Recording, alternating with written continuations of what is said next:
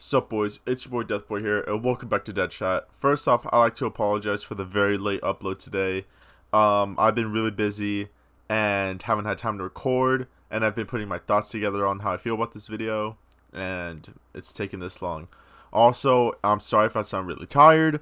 I've been up all night the last 2 nights playing Black Ops 6, and finally, this video will contain spoilers. This will contain spoilers.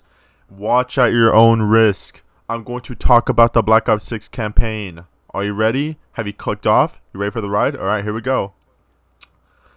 My thoughts on the Black Ops 6 campaign are... It's hard to put into words because I feel very conflicted with how I feel about this campaign. And I'll explain why. First off, mechanically, I think this campaign is one of the best campaigns of all time.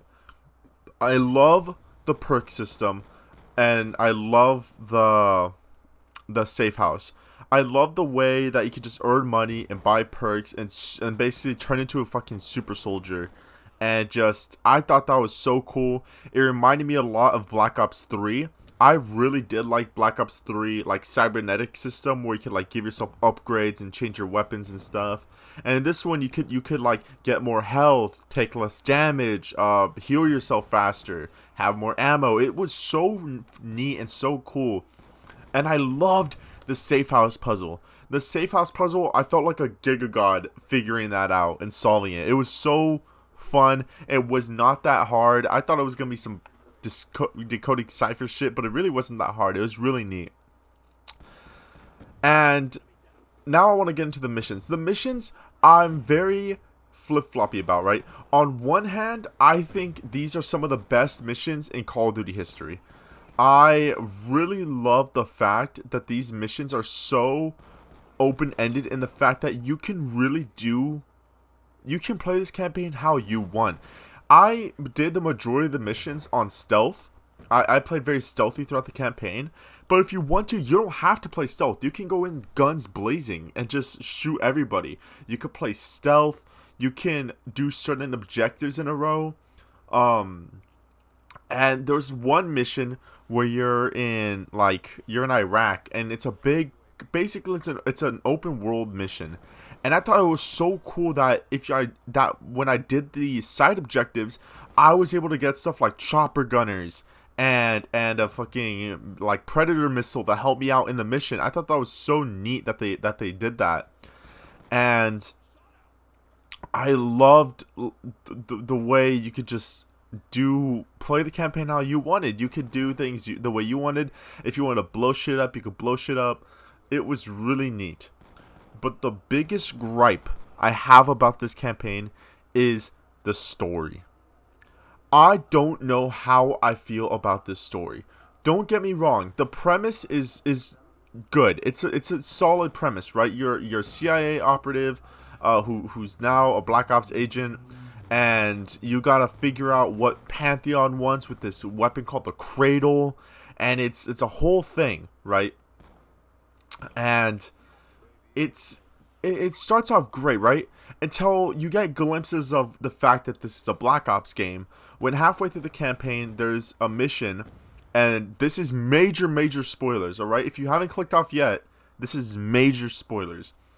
The character you play as, Case, is like a test subject for the Cradle. He was basically a volunteer to become a super soldier, and it backfired and they had to cancel the project, and now it's like kind of fucking with your head.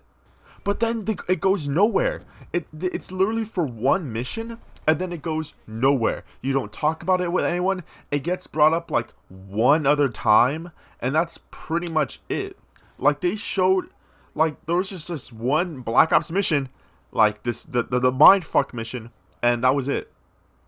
And then, of course, the villain, I wasn't a huge fan of the villain personally. I didn't like Haro as a villain. It didn't, I guess, yeah, it made sense. Oh, she was tricked by Pantheon into working with them and this and that. And I don't know. I just wasn't too much of a fan of it. And how she got into your head and everything. And I don't know. It's just weird. And then the ending. The ending leaves off on what I believe is a cliffhanger, right? So in my mind, they're pulling a Modern Warfare 2, where I'm thinking maybe next year it's going to be a direct sequel. I already have some predictions. Either the next game is going to be a direct sequel to Black Ops 6, or maybe even a direct sequel to Black Ops 2 or Black Ops 2 Remake. I don't know. We will see. But the way this game ends, it's a fun ending. I like the way it ends on the final mission, but the final cutscene, it just leaves off on a bit of a cliffhanger. I'm going to give this campaign a solid 8 out of 10. I'm not going to lie, it would be a 10 out of 10 if the story was better. I'm even tempted to give it like a 7, but maybe even a 7.5, but I think 8 is good because it is a really fun campaign. If you have not played it, I recommend it. It's 100% worth it. I'm going to start wrapping up here, guys. I'm going to go play some multiplayer and zombies now. Thank y'all so much for watching. As always, guys, have an amazing day. Have an amazing night. I'll see you on the next one. Later.